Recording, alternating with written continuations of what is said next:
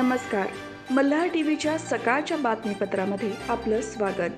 कर्जत तालुक्यातील चिकनपाडा गावाच्या बाहेर असलेल्या पोशीरपाड्यात तिघांची हत्या करण्यात आली आहे. पती, पत्नी आणि एक लहान मुलाचा खून करण्यात आला असून या प्रकरणी संशयित म्हणून मयत तरुणाच्या भावाला ताब्यात घेण्यात आले आहे. मयत झालेली विवाहित महिला ही 7 महिन्यांची गरोदर असून त्या आरोग्य विभागात आशा सेविका म्हणून कार्यरत आहेत. घरात गणपती बाप्पाची प्रतिष्ठापना झालेली असताना मध्यरात्री तिघांचा खून झाल्याने कर्जत तालुका हादरला आहे. 15 वर्षांपूर्वी कळंबजवळील बोरगाव येथील जैतू पाटील यांनी जमीन खरेदी केली होती. 13 वर्षापूर्वी जैतू पाटील यांचा मोठा मुलगा मदन पाटीलचे लग्न झाल्यानंतर जैतू पाटील हे आपल्या पत्नीसह बोरगाव येथे राहायला गेले. त्यामुळे त्या घरात मदन तसेच त्याची पत्नी, मुलगा आणि भाऊ हनुमंत पाटील राहत होते. जैतू पाटील यांनी बांधलेले घर हे मदन पाटील यांचे नाव होते. त्यामुळे वडिलांनी बांधलेल्या घराचा अर्धा भाग आपल्या नावावर करून देण्यात यावा यासाठी हनुमंत हा आपला भाऊ मदन सोबत सातत्याने वाद सुरू होते. यावर्षी त्यांच्या घरात पहिल्यांदा गणपती बाप्पाचे आगमन झाले होते. मात्र हनुमंत जैतू पाटील यांनी आपल्या पत्नीला माहेरी भडवळ येथे पाठवून दिले होते. 7 सप्टेंबरच्या रात्री त्या दोन्ही भावांमध्ये वाद झाल्याचे बोलले जात होते. सकाळी नेरळ कळंब रस्त्यावरून नाल्यात 10 वर्षीय विवेक मदन पाटील या मुलाचा मृतदेह आढळून आला. स्थानिकांनी त्यानंतर त्या मुलाच्या आईबाबाची चौकशी करण्यास सुरुवात केली असता त्याच नाल्यात अनिशा मदन पाटील यांचा मृतदेह आढळून आला. त्यानंतर ग्रामस्थांनी या कुटुंबाकडे धाव घेतली. घरात मदन जैतू पाटील यांचा मृतदेह रक्ताच्या थारोळ्यात आढळून आला. घरोघरी गणपती बाप्पा विराजमान झाले असल्याने आनंदाचे आणि चैतन्याचे वातावरण असताना पोशीर गावातील चिकनपाडा या गावात पाटील कुटुंबावर ओढवलेली परिस्थिती यामुळे हळहळ व्यक्त होत आहे. तर या घटनेने रायगड जिल्हा हादरवून गेला आहे. आरोपी खुनीने 7 महिन्यांच्या गरोदर महिलेला देखील मारून टाकून तिच्या 8 वर्षाच्या मुलाला देखील संपवल्याने क्रूरतेची सीमा ओलांडलेली दिसत आहे. फटाक्यांची आतिषबाजी, ढोल ताशांच्या दणदणाट आणि गणपती बाप्पा मोरयाच्या गजरात सर्वांचे आराध्य दैवत असलेल्या गणरायाचे शनिवारी मोठ्या जल्लोषात आगमन झाले. सकाळपासून घरगुती गणेश मूर्ती आणण्यासाठी गणेश भक्तांची लगबग सुरू होती. 1.5 दिवस मनोभावे सेवा केल्यानंतर रविवारी संध्याकाळी लाडक्या बाप्पाचे भावपूर्ण वातावरणात विसर्जन करण्यात आले. पनवेलमध्ये बल्लाळेश्वर मंदिर, उरणनाका, नवीन पनवेलमधील आदई तलाव तसेच इतर ठिकाणी पनवेल महापालिका, पोलीस प्रशासन तसेच इतर सेवाभावी संस्थांच्या वतीने गणेश मूर्तींच्या विसर्जनासाठी विविध उपाययोजना करण्यात आल्या होत्या. तसेच कायदा आणि सुव्यवस्थेची कोणतीही परिस्थिती निर्माण होऊ नये याकरिता पोलिसांच्या वतीने चोख बंदोबस्त ठेवण्यात आला होता. दरम्यान यंदा पनवेल महापालिकेच्या वतीने ठिकठिकाणी कृत्रिम तलावाची निर्मिती करण्यात आली आहे.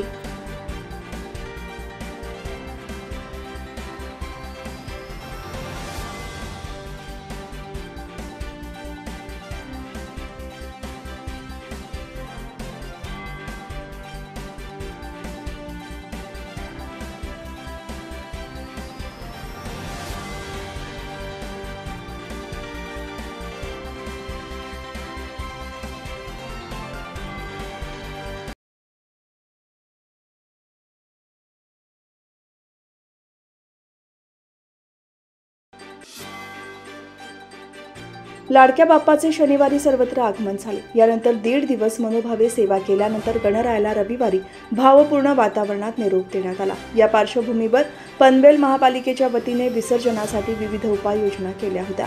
त्यानुसार आयुक्त मंगेश चितळे यांनी वडाळा तलाव येथील विसर्जन घाटाला भेट देऊन पाहणी केली. यावेळी उपायुक्त डॉ. वैभव विधाते, लेखाधिकारी संग्राम बोरकाटे, प्रभाग अधिकारी रोशन माळी, आरोग्य विभाग प्रमुख अनिल कोकरे, विद्युत विभाग प्रमुख प्रीतम पाटील, मुख्य आरोग्य निरीक्षक शैलेश गायकवाड, लायन्स क्लबचे पदाधिकारी आणि श्रीराम शेठ ठाकूर, सामाजिक विकास मंडळाचे सदस्य उपस्थित होते. KLE महाविद्यालय कळंबोली, पिल्ले महाविद्यालय नवीन Panvel, MNR international school Kamothe या ठिकाणी पर्यावरणपूरक गणेशोत्सवासाठी जनजागृतीपर शॉर्ट फिल्मचे प्रसारण करण्यात आले. प्लास्टिक विरहित उत्सव, प्लास्टर ऑफ पॅरिसच्या मूर्तीऐवजी शाडू तसेच लाल मातीच्या मूर्तींची पूजा आणि पर्यावरणपूरक उत्सवाचे महत्त्व नागरिकांना कळावे यासाठी महापालिकेने मागील वर्षी खास शॉर्ट फिल्म तयार केली होती. महापालिकेच्या वतीने पर्यावरणपूरक गणेशोत्सव साजरा करण्यावर भर दिला जात आहे. यासाठी नुकतेच KLE महाविद्यालय, पिल्ले आर्ट्स, कॉमर्स अँड सायन्स महाविद्यालय, नवीन Panvel, MNR international school Kamothe या ठिकाणी पर्यावरणपूरक गणेशोत्सव राबवण्यासाठी जनजागृतीपर शॉर्ट फिल्म प्रसारणाचे आयोजन करण्यात आले.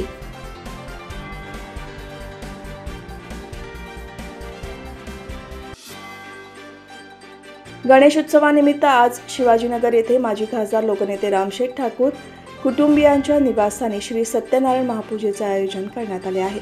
गणेशोत्सवानिमित्त माजी खासदार लोकनेते रामशेठ ठाकूर यांच्या शिवाजीनगर निवासस्थानी 5 दिवसांच्या श्री गणेशाचे आगमन झाले आहे। त्या अनुषंगाने आज श्री सत्यनारायण महापूजेचे आणि सायंकाळी 6 ते रात्री 9 या वेळेत महाप्रसादाचे आयोजन करण्यात आले आहे। या निमित्त समस्त भाविक नागरिकांनी सहकुटुंब सहपरिवार मित्रमंडळीसह दर्शन आणि महाप्रसादाचा लाभ घ्यावा असे आवाहन लोकनेते रामशेठ ठाकूर, आमदार प्रशांत ठाकूर आणि ठाकूर कुटुंबियांनी केले आहे। दरम्यान महापूजेनिमित्त श्री दत्तप्रसादिक भजन मंडळ आणि श्री मंडळी यांचे भजन सायंकाळी 7 ते 8 आणि शारदा संगीत भजन मंडळ विचुंबे प्रस्तुत अभंगवाणीचा कार्यक्रम रात्री 8 ते 9 वाजेपर्यंत होणार आहे।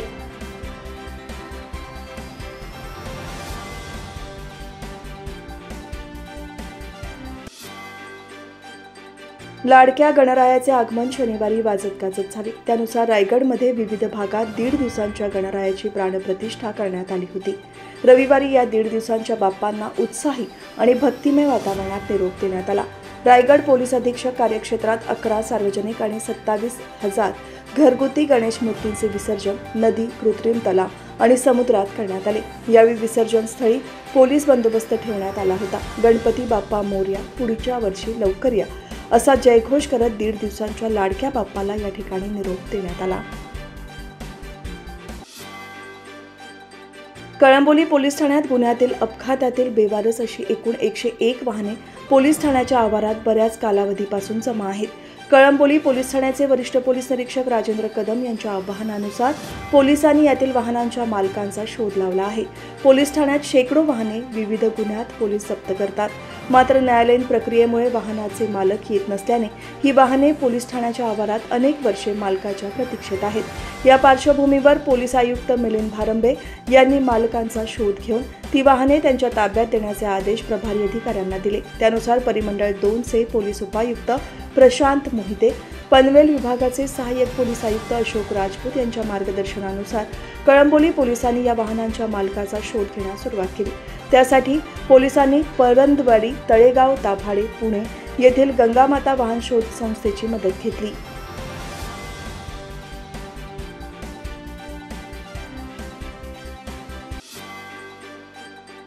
गणेशोत्सव साजरा करण्यासाठी मुरुड, एकदरा, राजपुरी, बोर्ली, कोर्ले, आगरदांडा, माझगाव, नांदगाव विभागातील समुद्रात मासेमारी गेलेल्या मच्छीमार कोळी बांधवांनी आपल्या बोटी पुन्हा किनाऱ्यावर आणत असताना दिसत आहेत। साधारणतः रक्षाबंधन झाल्यानंतर सर्व बोटी मासेमारीसाठी गेल्या होत्या, परंतु अचानक वातावरणात बदल होऊन जोरदार वारे आणि वृष्टी झाल्याने खोल समुद्रात बोट हेलकावे खायला लागल्याने सर्व मच्छीमारांनी किनारा गाठला होता।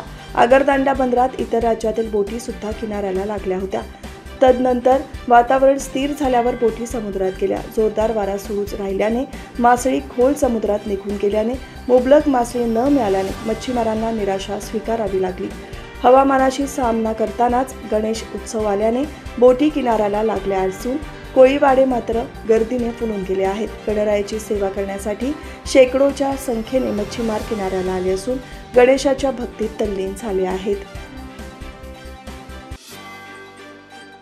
रोह्यातील स्थानिक संगमेश्वर, राजापूर, सावंतवाडी, वैभववाडी, सिंधुदुर्ग येथील अनेक गणेश भक्त रोह्यात नोकरी तसेच उद्योगधंद्यानिमित्ताने राहत असल्याने अशा नागरिकांची गावी जाण्यासाठी गैरसोय होऊ नये म्हणून रोहा तालुका अध्यक्ष अमित घाक यांच्या माध्यमातून रोहा ते सिंधुदुर्ग अशी मोफत बस सेवा गुरुवारी रोहा शहरातून रवाना झाली। या मोफत बस सेवेचा शुभारंभ सामाजिक कार्यकर्ते अशोक खाडे यांच्या हस्ते करण्यात आला। राज्याचे सार्वजनिक बांधकाम मंत्री रवींद्र चव्हाण, खासदार धैर्यशील पाटील, आमदार रविशेठ पाटील, आमदार प्रशांत ठाकूर, रायगड लोकसभा निवडणूक प्रमुख सतीश धारप यांच्या मार्गदर्शनाखाली रोहा ते सिंधुदुर्ग येथील गणेश भक्तांसाठी रोहा तालुका भाजपच्या वतीने बस सेवा आली। यावेळी दक्षिण रायगड युवा मोर्चा सरचिटणीस रोशन चापेकर, रोहा शहरातील भाजप नेते विनोद गावडे, महिला जिल्हा चिटणीस श्रद्धा घाग, युवा मोर्चा जिल्हा चिटणीस नरेश कोकरे, रोहा तालुका सरचिटणीस कृष्णा बामणे, रायगड जिल्हा विद्यार्थी सेलचे वैभव कुलकर्णी, युवा मोर्चा उपाध्यक्ष दीपक मोरे, शैलेश धुमाळ, सुमित रिसबूड, अमोल सानप यांच्यासह भाजपचे पदाधिकारी आणि कार्यकर्ते उपस्थित होते।